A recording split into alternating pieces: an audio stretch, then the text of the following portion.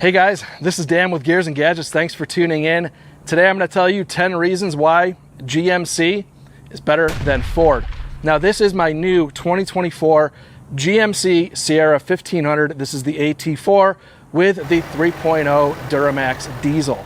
I've had this truck for about a week or so and it's grown on me really fast to the point where I do not even miss for a split second my 2021 Ford F-150 PowerBoost that I traded in for this truck. Now I bought that 2021 Ford F-150 PowerBoost back when it first came out, and as a lot of people say, never buy the first model year of anything. I now am a firm believer in that to be the truth. So before we get too far into those list of 10 things, I want to compare price to price, horsepower to horsepower, really the difference between the two trucks. Payload on the F-150 was 1,398 pounds. In the GMC Sierra, it is 1,495 pounds. So I actually gained some payload with this truck. What I give up are towing numbers. On the F-150, the towing capacity was rated at 12,700 pounds, which is actually kind of obnoxious, and I personally would never tow in a half-ton platform that much weight, and at that point you should start going up to an HD truck anyways. That's kind of a justification, I suppose, because this truck only tows 8,800 pounds. Now for me, that's not a big deal. I don't tow heavy. I tow often, but I tow a varying degree of things, usually for this YouTube channel. MSRPs, these trucks are actually pretty closely matched. The F-150 was a Lariat with pretty much every option you could get on it. The F-150 was $72,964. and this truck is $69,970. So this truck's a little bit cheaper, but also does not have every option like I had on my F-150. Power numbers. The Ford F-150 PowerBoost was an absolute monster. 430 horsepower and 570 foot-pounds of torque coming out of that powertrain, and you felt every bit of that. So this truck here comes in quite a bit less, 305 horsepower and 495 foot-pounds of torque. Powertrain to powertrain, I think the diesel feels like a much more composed truck to me. The power delivery feels linear, it feels correct, and it just feels right. I did test drive a 6.2 liter V8. I almost went that route, but I decided, you know what? I'm gonna give the diesel a shot. I've heard nothing but good things. Let's see how it does. Now to get into the top 10 things that this truck does better than Ford. Starting off tonight's list at number 10. Now this might seem like nitpicking, but I'll tell you, when I start looking at features and functions of trucks, I start thinking about how certain engineering decisions either enhance or really compromise the experience that you have with trucks. I noticed with the Ford, something that bothered me quite a bit was that the way that the proximity key worked was you would grab the handle and there was a sensor in the door that would then unlock and you could grab the door handle and pop it open. But it didn't have it on the rear. So with being a family, a lot of times is when I walk up to the car from the garage, my daughter is the one who I go to open the door for first, and there was no sensor on the door handle itself for the rear. Now this truck, no different. There is no sensor on the rear door, but there is a visible button here. So just normal human behavior, when you walk up to the door here and you go to grab this handle, the fact that there's a button here sort of reminds you that you've got to do this door, you can't do this door. Having the handle sensor built right into it, I never really quite adjusted to that. Maybe I'm an idiot, I don't know. Moving into single digits now, at number 9, it's... The cameras in this truck, way better. The Ford was good, it had plenty of cameras, but this is better. Even taking this thing to the car wash, I noticed today that the overhead view not only shows you where your front tires are going, but when you're making tight turns, it's also showing you where you might clip your rear tire on a curb, which if you've driven trucks before, I know you've done it. The resolution of these cameras is significantly better than what the Ford was, and you also have more camera angle options. I love being able to get the view where I can see the front tires where they are. At number 8. Way less nannies. The Ford F-150, and a lot of it had to do with the Blue Cruise self-driving feature where it would give you the ability to have your hands off the wheel while going down the road. But it would ping you to say like, hey, you got to grab the wheel, and you needed to put in a physical input into the steering wheel almost at very unnatural times, just going straight line down the road. It would say you got to do something with the wheel. This truck, I have had no intrusive nannies, or at least none that are overly intrusive. You do get the, hey, you might have somebody, you might have left a kid in the back seat type of stuff. I'm fine with that. But with the Ford, even if I was not utilizing Blue Cruise, just to have lane center assist on, it would give you notifications that you had to touch the wheel, keep your eyes on the road, just a lot of really intrusive reminders and dings and bongs. Number 7 is a favorite of anyone. The heads-up display. The problem is that as you move the steering wheel, your gauge cluster doesn't go with it. So what happens is, as you're going down the road, at least for me being 6'1", I'm up here, comfortable steering position is here, and I block off the top 5 to 10% of the gauge cluster, and sometimes it can be hard to see your speed without having to kind of duck your head down a little bit. So it's nice to actually have it projected out in front of you. At number 6, and the countdown doesn't stop till we get to the top, it's the adaptive cruise control out of this truck. So much better. The Ford, I find that it would kind of like stabbing the brakes, also stabbing the accelerator. It was kind of like jerky motions. Nothing about it felt really all that smooth. GM, they just do it better. Well, here at number 5 is the interior build quality of this truck. Again, comparing spec to spec, this is the AT4. It's kind of like up there in the trim levels, but so was the Lariat. The Lariat that I had with Ford was kind of like for like in terms of what the interiors would be. This truck, it's just like soft touch everywhere, to the point where I noticed the fuse panel sections where you're pulling that off to access fuse panels, which I was doing to wire up the radar detector, all that stuff, was even like this soft touch plastic. It's still kind of like plastic, but it's like a soft plastic. Something I haven't felt before in an interior. I don't know what material they're using on this stuff now, but it feels more soft touch. It's hard to explain. It feels nice. And of course, the seat leather is also just good quality. I think this is it's a better interior to me. I also do not have any chrome in this cabin where the sun comes in at a weird angle, hits a vent, and reflects that sunshine directly back in your eyes. It was all over the Ford, and I think that is just very stupid design by somebody who is doing it inside and forgot that these trucks are going to live outside. holding steady at number 4. The digital rear view mirror. It was something I didn't like for about 30 seconds, and now I can't live without it. It's awesome. Problem with rear view mirrors on trucks is that you've got so much stuff that you're trying to get through. You've got a rear seat, you've got the rear windows, so the sliding window, so you got these verticals in the way. Then you also have the bed of the truck, so whatever's in the bed of the truck. There's a lot of stuff that's kind of in your way before you're actually seeing what is behind you. Love the digital mirror. I don't know if I can go without it now. It's really a great feature. It's the square root of 9 and the first digit of pi at number 3. That's right, Now this blew my mind. The Ford that I had the Bang & Olufsen Unleashed 18-speaker sound system.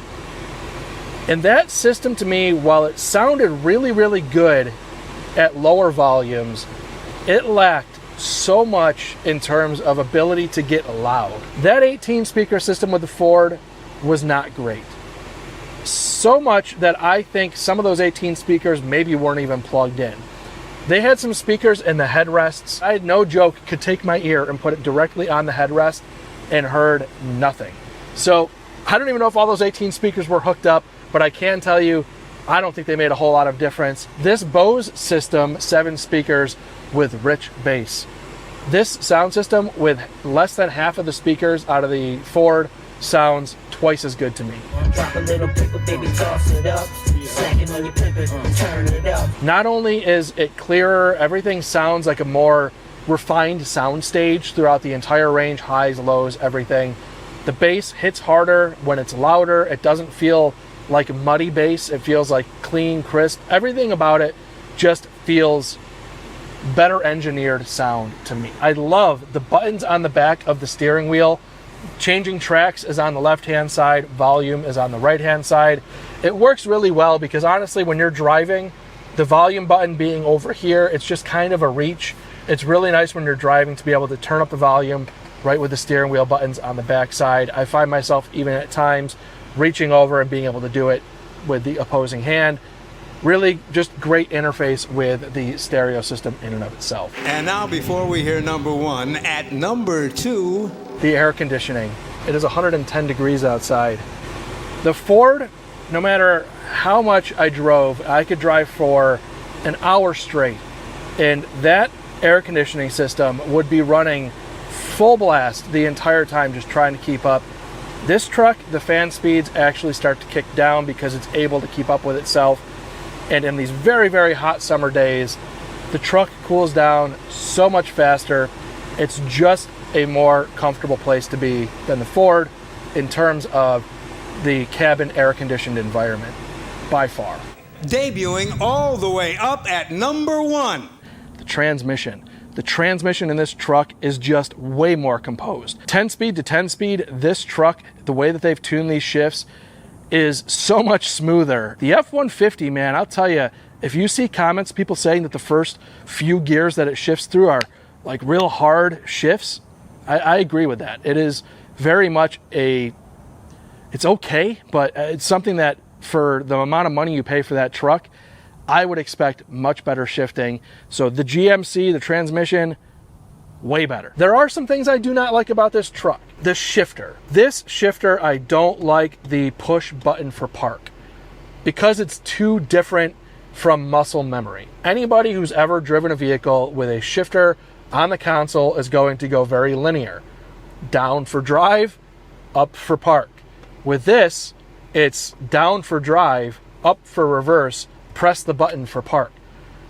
It's just different enough that the day that I bought this truck, just kind of really quickly, I went from drive, threw it into park, jumped out of the truck, but I actually threw it into reverse because I was not yet used to the park button being there.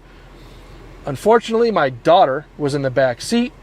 My wife and I had already gotten out of the truck, so I kid you not, the truck started rolling backwards with my 8-year-old daughter in the back seat. My wife, she yelled, "Babe!" I turned around. Luckily, I was able to run real quick, get in the truck, hit the brakes, and put it in park.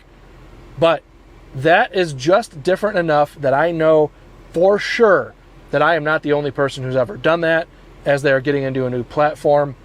I actually think that there should be laws around how car companies are doing those basics.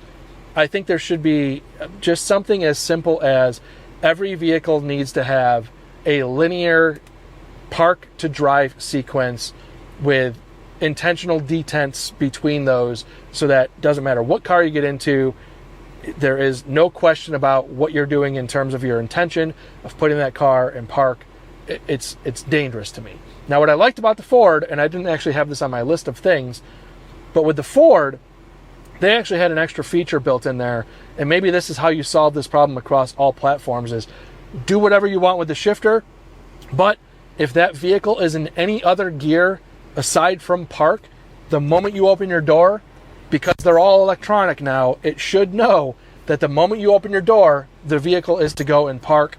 That would solve that problem. The Ford did that. This truck doesn't. I don't like it. Ford did it better. Another thing I don't like about this GMC is I actually put the Banks iDash on here, which is a common mod for these diesels. People love them. I get it now. This truck does not show you, this is a diesel thing, but it does not show you when it goes into regen. While I appreciate why GM did this, because they're trying to make these diesels something that is for everybody. You don't have to think about it. When it goes into regen, your average person who's never driven a diesel before doesn't have to go, uh-oh, what is that?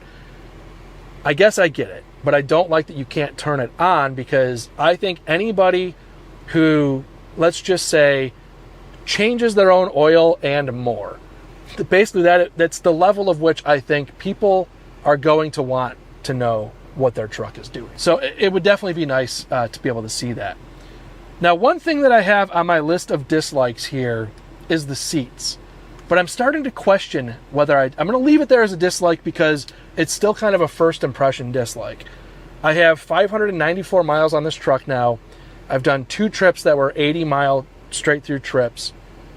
And I don't have any back pain to report. That's the most important part. So that's why I'm starting to waffle on this a little bit. The Ford seats were just a little more plush feeling, and it's noticeable immediately that they were. But I had some issues with the Fords. Again, I'm back and forth on this. The Ford seat, I actually had to go to the store and buy one of those additional lumbar support things, and I ended up stuffing it. I pulled the seat apart and stuffed it in there because what I noticed with the Ford seats is that while they had an adjustable lumbar support, it wasn't low enough, and there was actually a gap between my mid back and my lower back where there was just no contact being made with my lower back, and it caused me back pain. This seat, I have not had any of that, and I can say as I'm sitting in my normal driving position, this thing maintains contact with my entire back all the way throughout. So I appreciate that, but I do wish the seats were a little bit softer at the same time. So one of those things, again, it is noticeable. Seats could be improved upon. If they made a little bit a softer seat, I think this seat would be hands down better than the Ford because of that lower back support. But as of right now, I'm still kind of in between on that. Now, another dislike with the GMC here is the infotainment is better all around. So it is a positive, but I'm still very confused on the whole data plan thing. They have a Google Assistant built into here, which I have no intention of ever using because I'll use Apple CarPlay. The maps built in, I believe, requires a subscription. That sucks. I'm not paying a subscription for GPS, but the reason why it sucks is because the Google Maps built in here are beautiful. They look great. If this was not a data plan tied to the whole Ford GPS system, I might be a little more interested in playing around with it. But if you own a GMC and you've gone beyond your initial trial process of all of the electronic data plan stuff, do you still get access to the maps without having the data plan? Let me know in the comments down below. I would like to know what people think about that. But as of right now, the system feels better, it looks better, it's cleaner, it's crisper, all of that stuff. But the data plan associated to it to maintain access to it is kind of trash to me. So I will just use CarPlay forever because I like CarPlay anyways. Another thing Ford did way better, and I don't know how nobody else had thought about this, and now I'm not sure if it's patented so nobody else can do it, but their interior work surface, where you literally would just take the center console, open it up and fold it flat to have one giant flat surface to work off of, huge. I had my laptop out there plenty of times on really long road trips that I was able to get some work done remotely from my truck. Awesome. Stopping for lunch, having a nice flat spot to set up a sandwich and maybe throw your phone down there and have YouTube going. Loved it. This truck doesn't have that. That's the one thing out of the Ford that I will absolutely miss by far the most, is the use of that work surface. I wish this truck had it. Ford does their tailgates way better in my opinion. This whole contraption with the drop and then the second drop eventually, it's great because now I have a step to get into the truck, but that's just kind of a lot of things to go wrong. And I don't love that one day, pretty good chance, that I'll have my hitch on the back of this truck and do this whole thing and bury the top part of the tailgate into the hitch. Just something that I don't totally love. I do think that Ford does a much better job with the step coming out of the tailgate and being implemented there. Just in my opinion, I like Ford's tailgate better, but honestly, the whole tailgate wars thing with me with pickup trucks is kind of absurd and obnoxious. Tailgates are getting absolutely ridiculous these days. But I do want to say Ford does it better. So that is a list of things that I put together. I really wanted to be thoughtful with how I kind of covered some of these topics. For anybody out there who's maybe considering the difference between the GMC and Ford, I will tell you, as of today, right now, I undoubtedly think that GMC is a better platform. That is not me just saying that because I'm justifying something that I purchased. Nothing benefits me for steering you one direction or the other than my reputation. And right now, I think that I'm enjoying the GMC far more than what I did the Ford. It's just a nicer place to be. I will make another video in the future once I have several thousand miles, definitely after I have a long road trip, to talk about these seats a little more, because that is the one thing that I'm kind of waffling back and forth on right now. Is I think Fords were nicer, but I think the lumbar is better on this. I don't know. I need more time in the seat to really be able to say one way or the other. A lot of it's going to come down to personal preference, subjective thoughts on design, elements. That's something that I can't steer you in either direction on, because again, everybody's going to have their own opinion on what truck looks better.